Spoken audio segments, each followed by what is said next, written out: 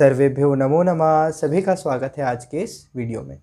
आज हम BA part 3 Sanskrit के पेपर नंबर फर्स्ट की श्रीमद् भगवत गीता अध्याय 2 नामक शीर्षक को कंटिन्यू कर रहे हैं, जिसमें आज हम श्रीमद् भगवत गीता के अध्याय 2 के, जिसका नाम है गीता का सार, इसके श्लोक नंबर 5 से 8 तक पर चर्चा करेंगे। इससे पहले हमने श्लोक नंबर 1 से लेकर 4 तक के बीच में चर्चा करी और उसमें जाना कि संजय अर्जुन के शारीरिक स्वरूप का वर्णन कर रहे हैं और वो बोल रहे हैं कि महाभारत का रण है, कुरुक्षेत्र है। कुरुक्षेत्र में अर्जुन रो रहे हैं, करुणा दिखा रहे हैं और रुदन कर रहे हैं। क्यों? क्योंकि कृष्ण ने उन्हें कहा है कि तुम्हें किसका वध करना है? अपने परिजनों का वध करना है। तो अर्जुन रुदन कर रहे हैं क्योंकि वो किस प्रकार से अपने ही परिजनों का भक्षण करेंगे या उनको मारेंगे। तो ये बात याद कर करके वह रो रहे हैं। इस पर श्री कृष्ण उनको समझाते हैं। ये सारी बात 1 से लेकर 4 तक के बीच के श्लोकों की है। इस पर श्री कृष्ण उन्हें समझाते हैं कि तुम इस प्रकार की दुर्बलता को मत दिखाओ और तुम जानते नहीं हो, क्या तुम्हें पता नहीं है कि तुम क्षत्रिय हो और क्षत्रिय के लिए इस प्रकार की दुर्बलता का होना उचित नहीं है। इसलिए इस दुर्बलता को त्यागो और युद्ध के लिए खड़े हो जाओ। इतना श्री कृष्ण ने श्लोक नंबर 4 में कहा।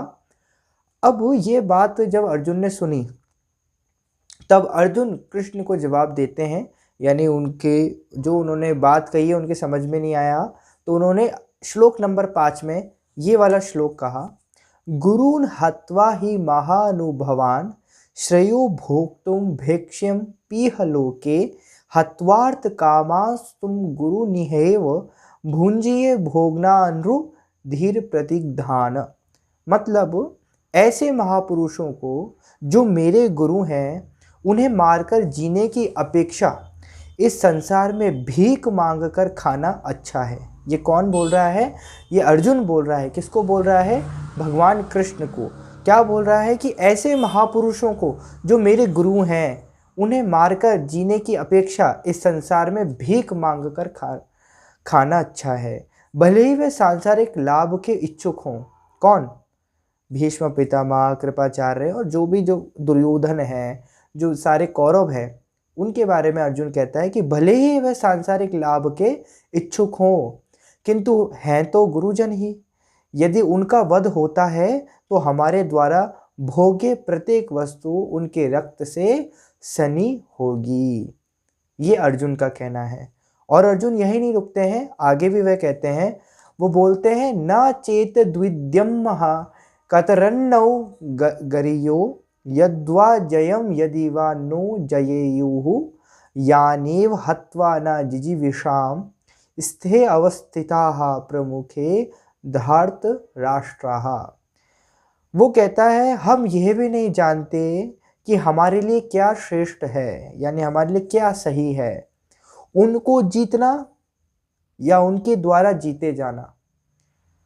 यदि हम धृतराष्ट्र के पुत्रों का वध कर देते हैं, यानी जो कौरव थे उनके पिता कौन थे? धृतराष्ट्र। यहाँ पर कहा जा रहा है कि यदि धृतराष्ट्र के पुत्रों का वध कर देते हैं यदि हम, तो हमें जीवित रहने की आवश्यकता नहीं है, फिर भी वे युद्ध भूमि में हमारे समक्ष खड़े हैं। अर्जुन का कहना है ये।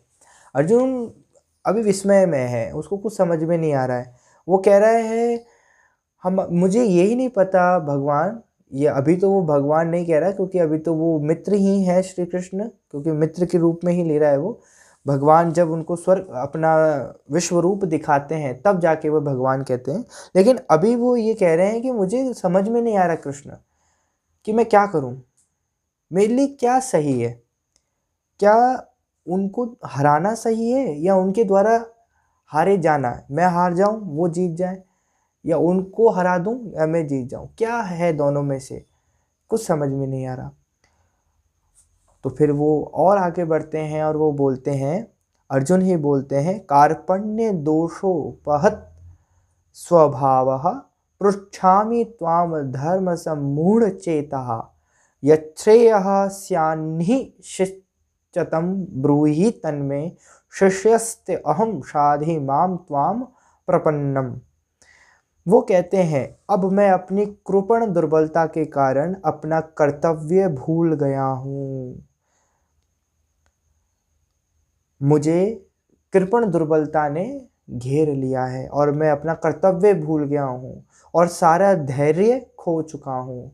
मेरा जितना भी पेशेंस था वो सब मुझसे छूटा जा रहा है। अब मेरा धैर्य टूट चुका है और मुझे कुछ समझ में नहीं आ रहा कि मैं क्या करूं। ऐसी अवस्था में मैं आपसे पूछ रहा हूं कि जो मेरे लिए श्रेयस्कर हो उसे निश्चित रूप से बताइए। हे कृष्ण, अब मैं अपना सारा धैर्य खो चुका हूं और मुझे कुछ समझ में नहीं आ रहा कि मुझे किस रास्ते पर चलना है, तो कृपया करके मुझे रास्ता दिखाइए। मैं आपसे पूछ रहा हूँ कि मुझे क्या करना चाहिए, मुझे कहाँ जाना चाहिए। अब मैं आपका शिष्य हूँ और शरणागत हूँ। यहाँ पर अर्जुन सरेंडर कर रहे हैं कि अब मेरे हाथों में कुछ भी नहीं है, इसलिए हे प्रभु, अब मैं आपको सरेंडर करता हूँ, मैं आपका शरणागत हूँ और अब मैं आपसे पूछ रहा हूँ कि क्या करना चाहिए। कृपया मुझे उपदेश दें, कृपया मुझे उपदेश दें। मुझे बताइए कि मेरे लिए क्या श्रेयस्कर है, मेरे लिए क्या उचित है और क्या अनुचित है। फिर लास्ट श्लोक में वह कहते हैं, न हि प्रपश्यामि ममाप्नुद्याद् यच्छोक मुश्चोष्ण मित्रियन्द्राणाम अवाप्य भूमा वसप्तन मृदम राज्यम सुराणामपि चाधिपत्यम। मतलब मुझे ऐसा कोई साधन नहीं दिखता जो मेरी इंद्रियों को सुखाने वाले इस शोक को दूर कर सके। मुझे कुछ समझ में नहीं आ रहा और मुझे ऐसा कोई भी साधन नहीं मिल रहा जिससे जो मेरी इंद्रियां हैं ये सूखी जा रही हैं, इनको कुछ समझ में नहीं आ रहा और मुझे ये जो शोक हो रहा है और इससे दूर होने का, इसको दूर करने का भी कोई साधन मुझे नज़र नहीं आ रहा।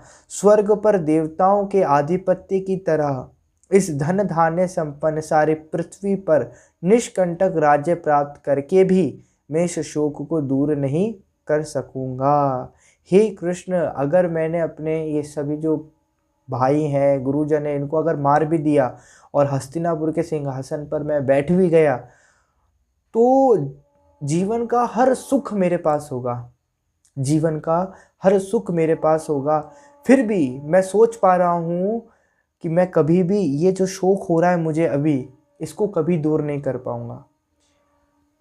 तो बताइए मुझे कि मैं क्या करूं।